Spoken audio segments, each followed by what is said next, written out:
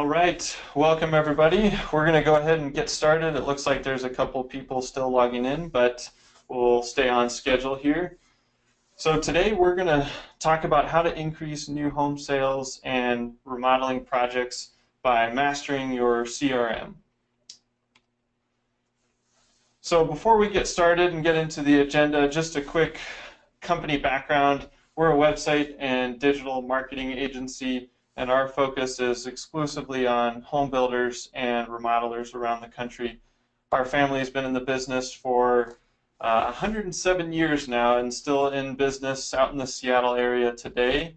And specifically, we work with home builders and remodelers to grow website traffic, convert more leads, and then move more of those leads to opportunities for sales on your staff or for yourself. And our philosophy really is kind of centered around teaching and helping, which is why we do webinars like this. We write a lot of blog content, create a lot of ebooks in the spirit of helping the industry and educating the industry on how to do better sales and marketing.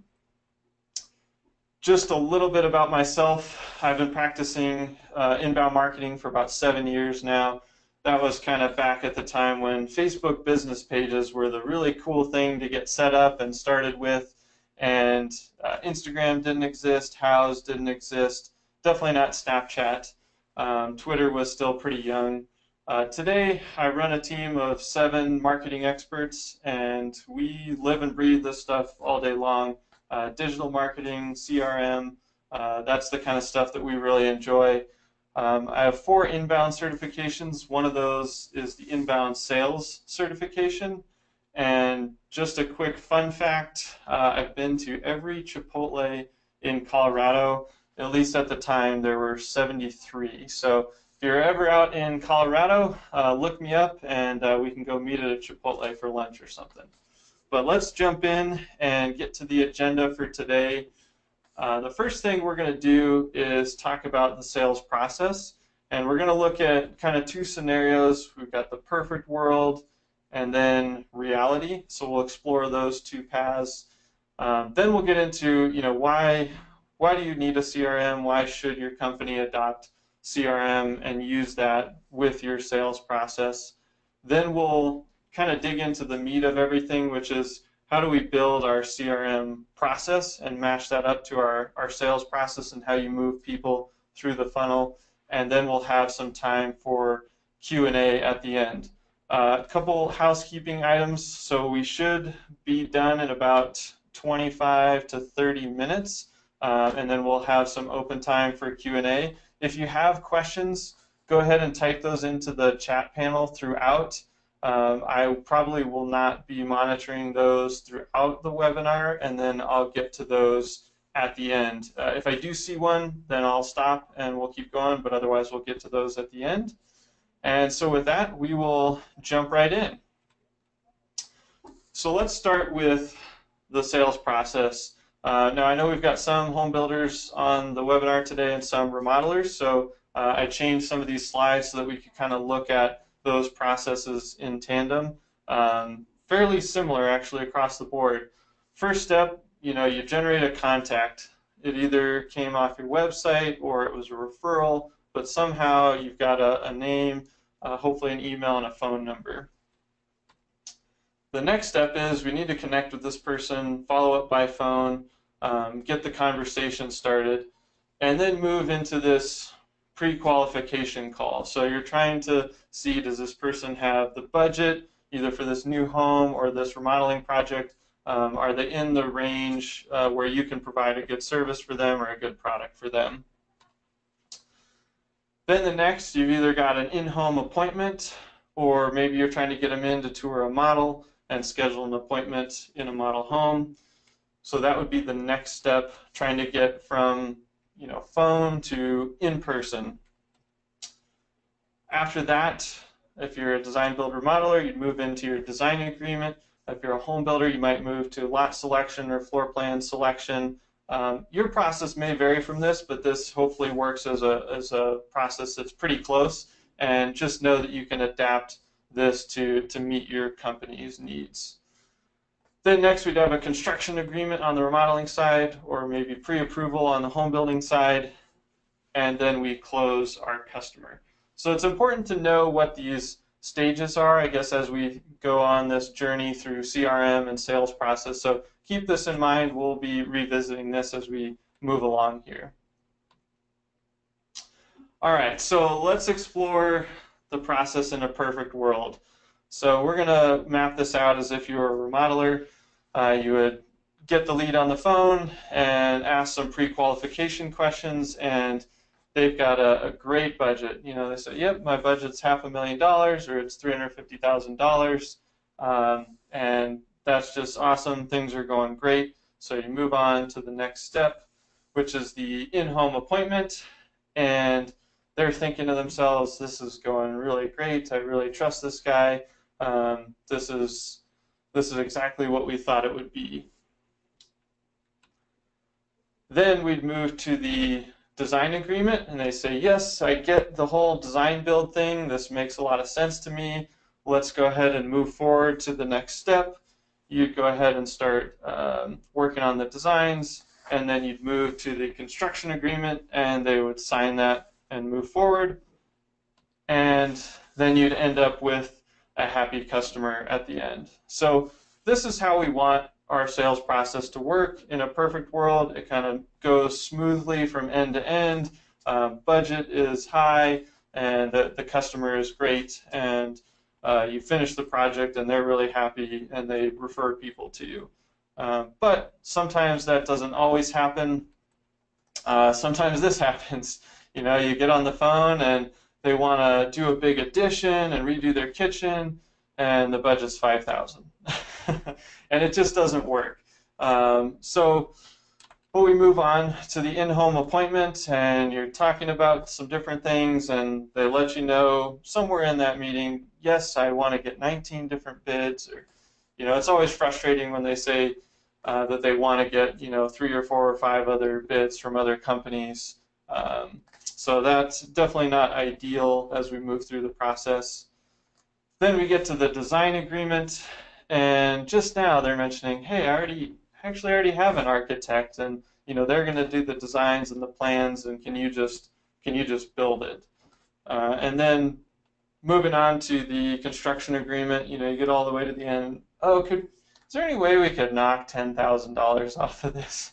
I will say though, you usually still end up with a happy customer because you guys run great businesses and you try to take care of people.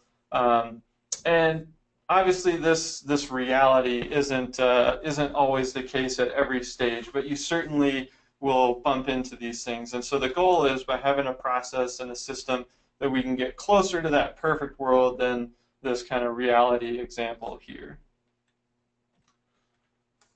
All right, so let's take a quick step back and just go over a few things on, you know, why do we want to use a CRM? And HubSpot actually found that unsuccessful sales teams are twice as likely to use Excel, Outlook, and physical files to store lead data. So if you're moving away from Excel and physical files, you're on the right track. I thought that's interesting because normally they position stats around successful teams, but they're talking about what unsuccessful teams do. So we definitely want to make the shift from kind of manual data entry and definitely physical files where we can access our information everywhere. And having a sales process really has a strong effect on a company's sales and profits.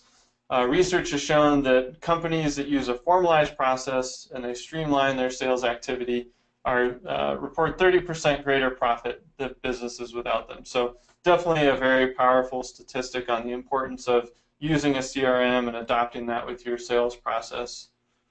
And lastly, whether you're the owner and you're in sales, or you have sales reps or agents in model homes, you're going to be 15% more productive when you have access to a mobile CRM. People are on the go today. They're driving. They want to be able to call, a lead. If something comes in through the web, you want to be able to take notes and tackle that right away. So definitely having access to these mobile applications can increase the effectiveness and the productivity of anybody that's in that sales role. Okay, so let's talk about building your CRM processes. So we're going to hit three things here. We're going to talk about life cycle stages, deal stages, and then follow-up, and we'll look at some email templates. So remember, it's time to give up the spreadsheets. So let's get going here, and we'll look at life cycle stages. So a life cycle stage is really just kind of a fancy way of saying we're going to qualify our leads. So let's look at the different stages and how we can start sorting our leads into these different buckets, if you will. The first one is a subscriber. Now, a subscriber is just somebody that's signed up for something on your website, typically your blog or maybe your newsletter, but all you have is an email address. So you don't have a ton of information on them, but they've still submitted a form, they've given you something, so you know there's some level of interest, even if it's further down the road. So that's the first step, that's a subscriber. And then if somebody moves past that stage, we can upgrade them to a lead. Now, a lead is somebody that's filled out a form on your website, but you've gathered a little bit more information. So you typically have at least a first and last name, as well as the email, and hopefully even have a phone number. So maybe they downloaded an ebook or a design guide or a community guide or something to that effect, but they've expressed a little more interest and given up a little bit more information. Now the next stage is a marketing qualified lead. And a marketing qualified lead, or an MQL, is somebody that's shown significant interest. And so maybe they've filled out a request a consultation, or they've scheduled a time to come visit a model home. They RSVP'd for a visit to a showroom. It could be any sort of, we call them bottom of the funnel offers, or BOFU. You'll just love all the acronyms that we have in marketing and sales. But basically, they've moved down the sales funnel, and at this stage, they've expressed some level of interest at connecting, at least on a personal level, whether it's by phone or hopefully in person. So the next step is a sales qualified lead. And when somebody becomes an SQL, that means that whoever's in sales and tackling that opportunity, they've talked to the lead and they've basically established that this is an opportunity worth pursuing. So an example of an MQL that might not make it to the SQL stage would be maybe you're a remodeler and they're in the wrong geographical area, you don't service their area. Maybe they don't have the right budget. So maybe you're a home builder and you have a couple of communities and you kind of have a bottom tier to where you will, what you can price your product at, and they just don't have the budget for that. Or maybe they just made a mistake filling out the form, or they wouldn't ever buy your services. It could be a student or a competitor filling out the form. So they might have, as an example, a student or a competitor fills out a schedule a tour. So they would have got upgraded to a marketing qualified lead, but then once sales either looks at that person and says, no, that's not an SQL, or you called and talked to them and decided, nope, that's not somebody that meets that criteria, then they wouldn't get upgraded to a sales qualified lead. So it's really, really important if you start using life cycle stages that marketing and sales are in complete agreement on what defines a marketing qualified lead and what defines a sales qualified lead. Because otherwise you get into a lot of these battles where sales is saying, well, marketing, you're just giving me a lot of junk leads, and marketing's upset because they're passing a lot of leads on. And so what we like to do is make sure that those two departments, even if they're one person and one person, or they could be the same person that's in charge of marketing and sales, but there needs to be an agreement on what these different stages mean. And then finally, you've got a customer, so that's somebody that's actually purchased. They either went forward with a remodeling project or they bought a home. And then the last step is an evangelist. And so this could be a customer, a vendor, or maybe just a fan. Maybe you do a lot of great stuff in the community and you've just got some fans of your brand and your business. And these are people that are outwardly vocal in a positive way for your company, and they typically will refer people to you. So it's nice to be able to categorize any evangelists you have in case you want to share some news. These are typically people that are happy to spread the word for you. So these are the life cycle stages, and definitely keep these in mind as we move forward and start talking about deal stages and setting up the CRM. But this is how we can really split up leads into these different buckets. So this is just an example. Over on the left, you can see you can start categorizing every lead or contact that comes into your CRM and marking them as a lead or an MQL or an SQL or a subscriber. So this is just a sample contact of Brian Halligan. And then as we look at this next slide, you can see on the left, you can actually filter your entire database by those lifecycle stages. So that's where it comes in really handy by tagging them all, is that now you can sort by them. So let's say you have 2,000 people in your database, and you only want to look at sales qualified leads. You just go over and sort by sales qualified lead. Now there's 469 contacts being shown. But let's say, those sales qualified leads should be your best opportunities, but there's still probably some great opportunities that are at the lead stage and the marketing qualified lead stage that just haven't progressed. And so maybe you want to look at the leads only and tackle those and start logging calls or sending follow-up emails to them and trying to qualify them and move them down the funnel.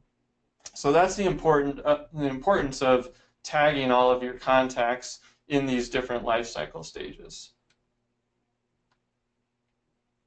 All right, so now we're going to start moving our way into setting up the CRM, and these are basically your sales pipeline, or what we call deal stages. And so you can see, going back to that, one of the first things we talked about today, which was basically setting up that sales process. And so we've got our phone pre-qualification, we've got our on-site consultation, design agreement, design phase, construction contract, close won, close lost. On the other side, you can see the couple of variations for new homes. And you can start tagging win probability percentages to those so that your CRM will automatically start forecasting what you have in the pipeline. So once you've got that set up, this is what it looks like. It's this nice visual pipeline where you've got your deal stages laid out across the top. And at the bottom, you can see it's totaling up the forecasted revenue. So right now we have quite a few in the phone pre-qualification stage, and then a couple in the next phase, and then just one person in each of the following phases. But as we move people along, you can see that revenue forecast starts to change at the bottom. You can slide people over as they start moving through different stages. So one, this allows you to see what you've got going in terms of your sales pipeline. You kind of know where you have people in different parts of the funnel. But what I like to look at is how many people do I have in those first two stages? Because I know if those stages start to look pretty empty, then I'm going to run out of work or run out of sales very soon because I don't have enough people in the phone pre-qualification stage and the on-site consultation stage. So it's really helpful from that respect to see, is your sales pipeline drying up, or does it look pretty robust? So I always like to have those first two stages pretty loaded up, because some people will drop away and you just won't win the deal, but some people will keep moving through and eventually they'll close into customers. So it's really important that you are always thinking about, what am I doing for marketing? What am I doing to call on leads and follow up with leads that haven't made it to that first deal stage? So again, going back to leads and marketing qualified leads, how can you upgrade them to sales qualified leads and then create them as the first deal in the deal stage? It also gives you a great forecast in terms of where you think you're going to be in Q1 or Q2, because you can start seeing how much revenue is moving through the pipeline, and you can start to get a good idea of oh yeah, I think Tara Marks is going to close. Mark is maybe 50-50, and then you can kind of look at each opportunity and get an idea of what your confidence level is on people closing to close won, or if they're going to drop out to close lost. All right, so I mentioned, with the deal pipeline there, that if your first two columns are looking a little bit slim, we need to make sure that we're always following up with leads and marketing qualified leads to try to move people into the funnel.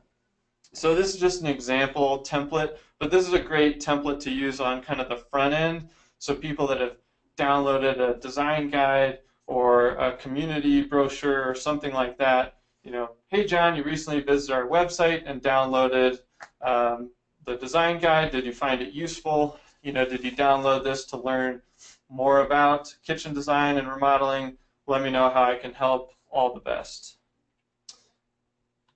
And then this is one of my favorites because it's a little more bold, but we call it the breakup email. And it typically gets about a 33% response rate. And this is great for people that have just kind of disappeared. So as you're thinking about that sales pipeline, a couple slides back, and say you get a bunch of people that are stuck after that in-home consultation, they just kind of disappear and you never make it to the design contract. Hey Bob, I tried to reach you a few times to go over suggestions on improving your home, but I haven't heard back, which tells me one of three things. Either one, you're all set with your remodeling needs and I should stop bothering you. Two, you're still interested but haven't had the time to get back to me yet. Or three, you've fallen and can't get up, and in that case, let me know and I'll call someone to help you. Let me know as I'm starting to worry, Spencer. So I just use these two examples. This one's kind of a fun one. It's a little bit different, but you should think about your sales process and kind of at each stage you've got pre-qualification and then your second and third phase. But before and after, there are typically situations where you're writing a similar email. So maybe after the in-home appointment, it's, hey, nice meeting you. We had a great meeting. Here's some follow-up information. Maybe before the in-home appointment, it's looking forward to getting together. Here's some homework for you. Read over our process document. Fill out this design ideas checklist. There's probably a lot of emails that you end up writing and rewriting, or your salespeople do. And so by leveraging templates, you can start to pick up a lot of efficiency. But you can also test these templates for performance. So you can see what percentage of people open this email or reply to this email or click on any links if you include links or documents. So templates are really powerful and it can help improve your follow-up performance so that you can get more people into your funnel, but it can also just save you a lot of time. All right, so we've looked at a couple of screenshots from inside the CRM, but let's take a quick look and look at some more of the details inside. So the first one is a nice dashboard where you can see your deal forecast, and you should be able to just log in and at any point in time see what is my forecast for close one, how many contracts do I have out, and all those other stages that we looked at before. So that's nice, you get that kind of at a glance. But then you can set quotas and goals for each person that's in a sales role. And so when you log in, you can see, okay, here was my January goal, here's my February goal, and here's where I'm at compared to that. What's reality looking like? And so this is really helpful because if you're behind your goal, then maybe you're going to talk to marketing about what more you can do to generate some more leads, or maybe you're going to say, wow, I've got some leads in the database, but I should follow up with them and see if I can move people into the opportunity stage and into that deal pipeline. So that's a really helpful feature. And then this is one of my favorites, is the recent activity. So for every lead that's in your database, you basically get an activity timeline. And so some of you may have connected with Nate. He's one of my sales team members. And so this is a snapshot of him in the CRM connecting with people that were registering for this webinar. But you can see he sent an email and he logged a couple of calls. And if you've got this connected to your marketing automation system, you can see in timeline fashion when a lead comes in and fills out a form, then they visited 10 or 20 pages, then a salesperson reached out, logged 2 calls, sent an email, then they visited the website some more, and it all gets put into one stream. It also helps prevent 2 salespeople or 2 individuals reaching out to the same lead and kind of leaving a bad impression for your company. So I really like the recent activity timeline. And then you've got a productivity chart here where you can see how is each person in a sales role doing for calls, emails, setting meetings and tasks, and leaving notes about certain leads. And you can see this at a monthly level, a quarterly level for each person in sales. But this is the one that I think is really important, and I'm mostly looking at new deals created here.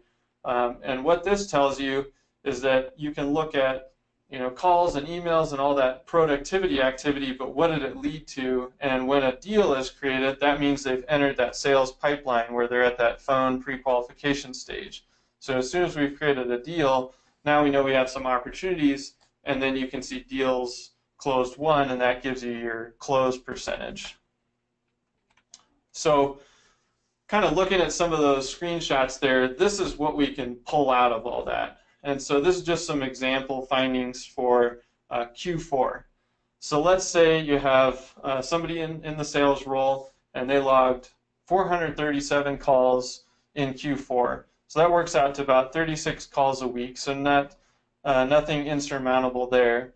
And they set 35 different appointments. And that led to 6 deals, so about 2 deals a month. So what that tells you is that 8% of calls will lead to appointments, and then 17% of appointments will eventually lead to customers. So that gives you your baseline.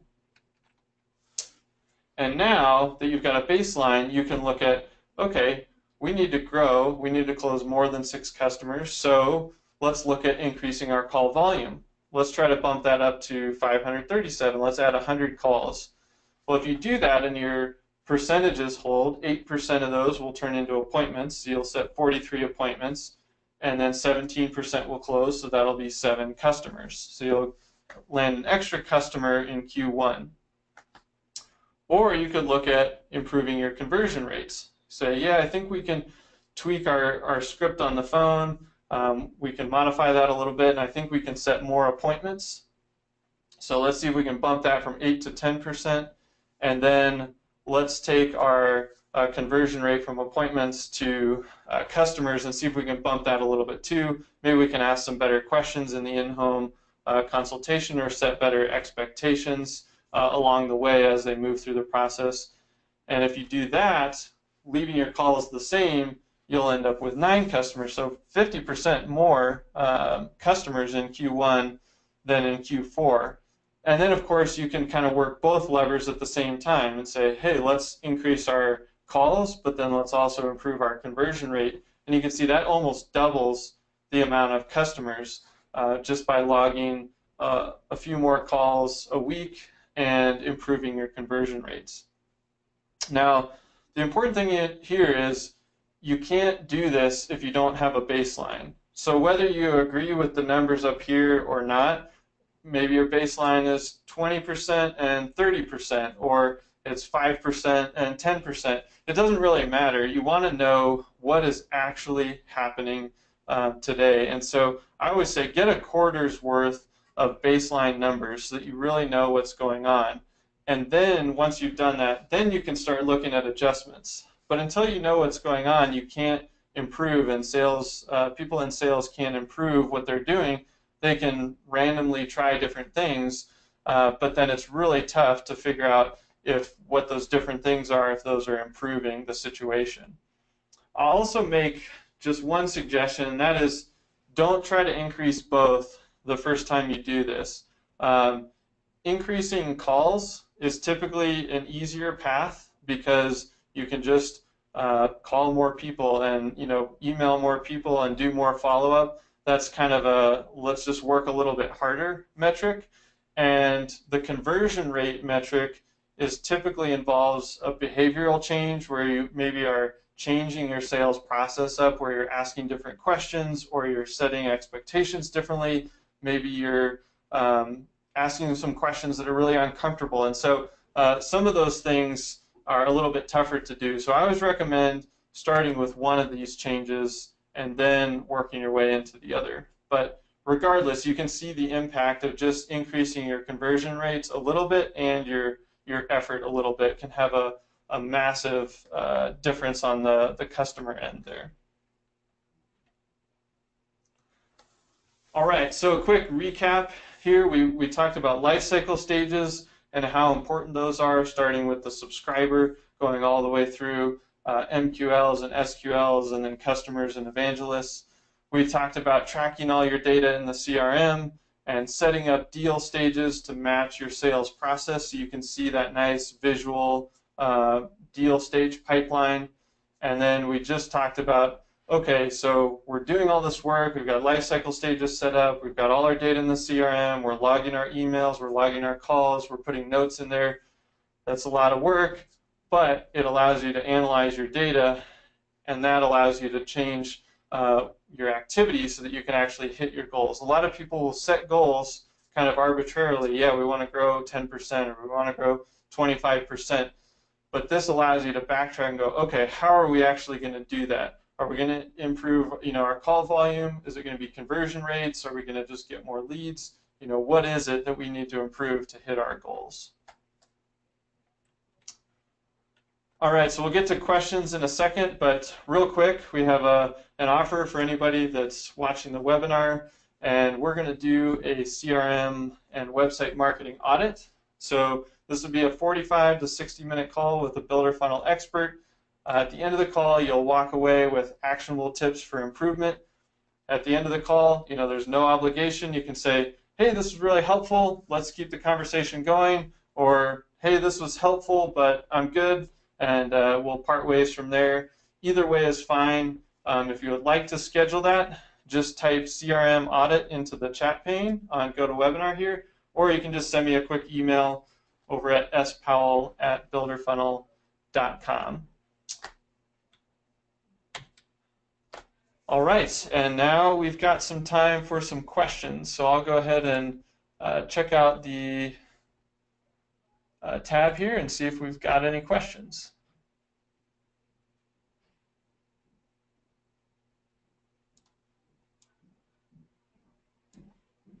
All right, looks like we've got one. Can you provide the sources for those statistics?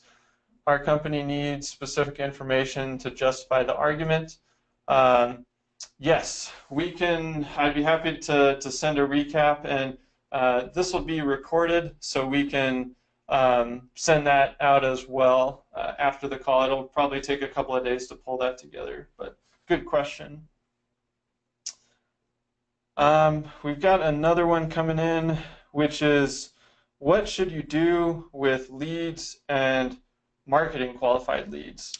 That's a good question. I think today we have a tendency to think of leads that come off the internet or our website as, maybe lesser qualified or junk leads. I've heard lots of different terms, and I struggle with that because that's kind of the way people shop and buy today. They go online, and so if you're used to getting referrals and people coming right to you that have been exposed to you somehow, those are the best leads, and we always want those leads. But if you really want to grow, then you're going to need to get your leads from somewhere else. And so if people are finding you on the website and filling out forms and downloading things, you're going, yeah, they just downloaded an ebook. I don't know if they're really a good lead. It just means they're in research mode. So they maybe aren't ready to buy right now, but why else would they download an ebook or explore your company further if they weren't interested at some level? So I always say call leads, call marketing qualified leads, send them emails with helpful information about how the remodeling process works or how the home buying process works, and start to get to know them and form that initial connection. And what that does for you is that it opens up the door, and so now you can move people into that next stage. And so I think really we give up too soon, maybe 7 to 10 follow-ups to leads and marketing qualified leads over the course of several months, and that should help fill your pipeline significantly. All right, so I'm seeing a couple more questions here. What kind of follow-up material should we create to send out to people who have specific questions? That's a really good question. I think this is where the templates come into play, because you can also supplement that with documents. So to answer your question, I always like to create follow-up material based on questions you're getting from people in the sales process. So if in the in-home appointment, people are always asking, well, what does the process look like from here? How are we going to arrive at a price? Or how do I know what my budget should be? There's all these questions that they have. Those make for great follow-up documents, and it can just be a simple 1 or 2 page PDF where you kind of tackle those questions. It might even just be an FAQ sheet, but then you can send those in the follow-up emails, or even you can send them beforehand, so when you get to that first meeting, they have some of that information on hand. But yeah, that's a great question. Let's see. I'm seeing a couple other here. Somebody's asking, did you get the questions I emailed? I probably did, but I haven't seen them. So if you do have questions you'd like me to tackle, you can paste them into the chat panel. There's another question. What do you do for leads that are in research mode? Where do they fit into the CRM lifecycle stage example you gave? Yeah, so this is a good question. So people that are in research mode typically are browsing your website, and they're looking at photos, they're browsing community information if you're a home builder, if you're a modeler, they're looking at your process, they're looking at your team page, they're trying to learn more about you. And so for that very reason, we know they may not be ready to go to your contact page or schedule a consultation or schedule a tour. And so we like to create other downloads, like I've mentioned some earlier on the call, but a kitchen design guide or a community brochure. And so when they fill that out, we kind of know they're in research mode. And so they'll either categorize themselves as a lead or a marketing qualified lead, depending on what forms they fill out. And so I still recommend that you reach out to those leads. Even though they're in research mode, you just have to frame your discussion a little bit differently. So let's just look at 2 examples. Let's say somebody downloaded an ebook, a kitchen design guide, and then somebody said, I want to schedule a consultation and talk to somebody. When you call the person to schedule the consultation, that one's pretty straightforward, right? They signed up for something. It's like, hey, let's set a time to talk, and boom, schedule the meeting. With the person that downloaded the ebook, it's, hey, I saw you're on our website and you downloaded our kitchen design guide. Is there something specific you were looking for that I can help you with? And so you're taking a different approach, right? It's not, hey, I saw you're on our website, do you want to schedule a meeting? Because they're not there yet. You're just trying to connect with them and build a little rapport. So there's a lot of gold within those types of leads that are in research mode, because that typically means they don't know necessarily who they're going to go with yet, which probably means they weren't referred to anybody, which means they're kind of out there browsing. They're probably going to look at you and maybe a couple other competitor websites. So if you're the one that calls them and starts helping them throughout the process, they're going to start seeing you as an expert as they move through their decision-making process. And eventually, when they are ready to set that meeting, there's a really good shot you're going to get the meeting. And if a couple of companies are involved, then either you'll get it or maybe only a couple will, and not the 5 or 6 websites that they looked at. So that's how I like to approach people in research mode, is just frame your conversation and your opening call from a kind of always be helping standpoint and not a salesy standpoint. Let's see if we've got any other questions here. Somebody's asking, do the email templates sync with Outlook? Yes, they do. So you can just select the template right from your Outlook, and then it will just pull in the template, and you can modify it before you send it. And we got another question coming in. This one is, can you explain MQLs and SQLs again?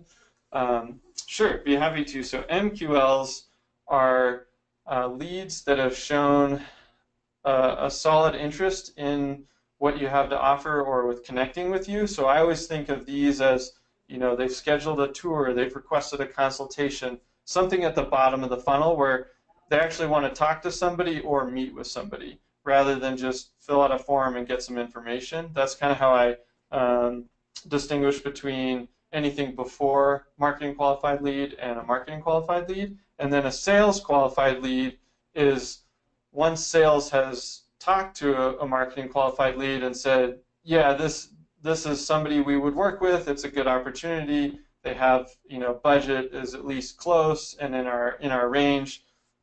You might not win the deal, but at least they said, yes, this meets our criteria. So that's the difference there. All right, so I think there's another question coming in. Is there a best way to comprehensively learn the interface of the HubSpot CRM that you recommend? Good question. So I know they have quite a few helpful videos and tutorials that you can watch and you can read about. But other than that, they don't do like CRM consulting or anything like that. So that is something our company can help you with. Sorry, I was just reading the chat pane here. That is something that we can help you out with if you need some more hands-on training and learning. But since they're a software company, they really focus on just building the software, and they're not a services company. So yeah, if you need a little bit more help, that might be something that's just worth a discussion and seeing where you're struggling there. Oh, it sounds like, yeah, the videos are not helpful. So sorry about that. That's not something that we do.